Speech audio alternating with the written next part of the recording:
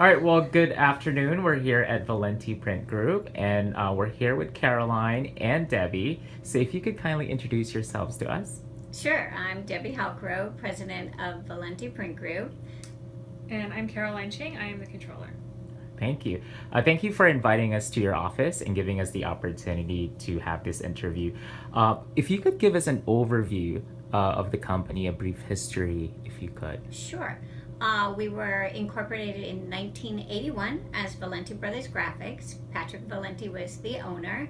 He brought in his brothers, hence Valenti Brothers. Then the brothers left, so we became Valenti Print Group because they felt that was better for people to know that we print. And then after the brothers left, he brought in another partner, Scott O'Brien. Then years later, about 2002, Patrick was contracted ALS, or Lou Gehrig's disease. So he had to step down from the company, and Scott O'Brien took over as president. And then a year later, well, actually it was in 2005, he passed away suddenly of a heart attack while he was working out at the Honolulu Club. So during that time, though, when Patrick got ALS, he set up the company as an ESOP, which is employee stock owned. So the employees own the company. Oh, great. Which is really, really great. Mm-hmm. And so the companies all have a buy-in to the company. So they know it's their company. They help to make Good. sure it stays profitable. So it looks like you've had a long history here on the Yes. islands. How long has Valenti Print Group been in 30 operation? 36 years. 36 years. 36 And we have years. two buildings. And two buildings. And we do commercial printing, the large presses, and digital printing, like 100 digital business cards. We print anything from banners, posters, brochures, hotel products, college things, stationery, you name it, we print it. Sure.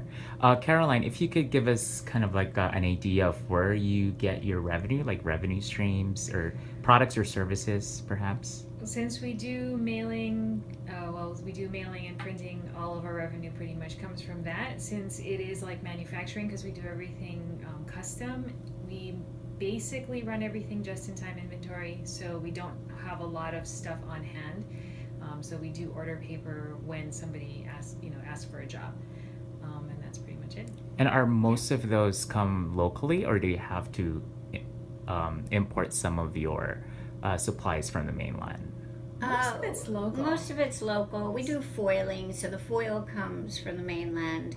Sometimes special papers come from the mainland, but pretty much local vendors. Good. In terms of your market, are your market mostly local, or do you also have international or mainland market? Local. Occasionally mainland, so when the conventions come in town, then rather than ship it and bring it to the convention, we'll print it and deliver it there. So we do get some mainland from that. And international too. We've got some from like Australia, Japan, other places, whenever they come in for like a convention. Right.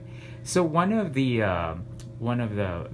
programs that we have, at least for the GLIC program that we wanted to collaborate with you, is essentially looking at a particular issue or a challenge that you might be facing, and then having our participants work on that specific issue and provide you a recommendation or a solution. Do you have any challenge or issue that you might want to share with us? Probably the biggest challenge is communication within the departments and how the work flows, because everything we do is custom, so we don't have like set things that we do.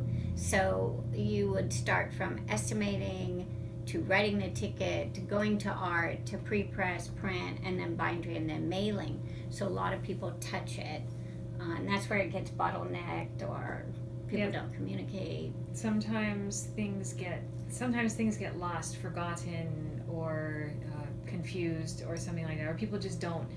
There's not a really good system to make sure that the important information goes with the job to each department.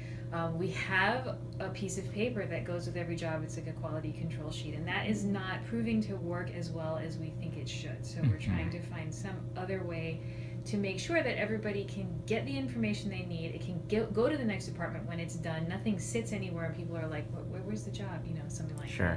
that. You mentioned that you currently have a system in place, the paper kind of where you check the items off. What do you think is the reason why it's not working? I think people look at it, they're supposed to look at it saying, yes, I've checked everything and it's all good, but they just kind of took it and said, where do I sign? Oh yeah, I'm going to sign here. So they're not really checking what they're supposed to be doing. It's just automatic. Oh yeah, I gotta sign that. Yeah, they're not really looking at They're it. not really. I see. Do you need a solution that is more technology based, or it doesn't have to be the case? It doesn't have to be, although I think that might actually be good, but I'm not sure how that would work. But we're open to whatever your students think would work for us. What would help us solve the problem? And the best way is when they come here, they have to kind of see how it works, because every job has a job jacket. And inside there is a plastic sleeve which tells them what the job is or gives a sample if it's previously printed. Mm-hmm. So there's a system, but there's a breakdown in the system. So I guess we need to figure out, maybe they can help us figure out where is it breaking down, where's the communication, and how are we going to solve that. Good. Sounds like a very interesting problem or challenge to have. Speaking of visiting, the students will be visiting the site on April 10th. Right. And they'll get a chance to hopefully tour the plant and see the operations. So any last message for the participants? I know they're probably watching this and thinking like, I want to work on that organization. No, when they come, they'll get to see all kinds of the different equipment that we have, and we'll walk them through every step so they understand more what we're doing, because we have all kinds of different machinery. And it's exciting. It can be a great challenge.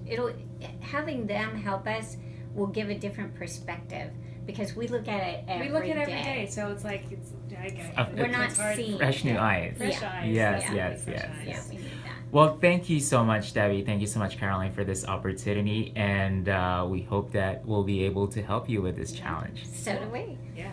Thank you so much. Thank you. Thanks.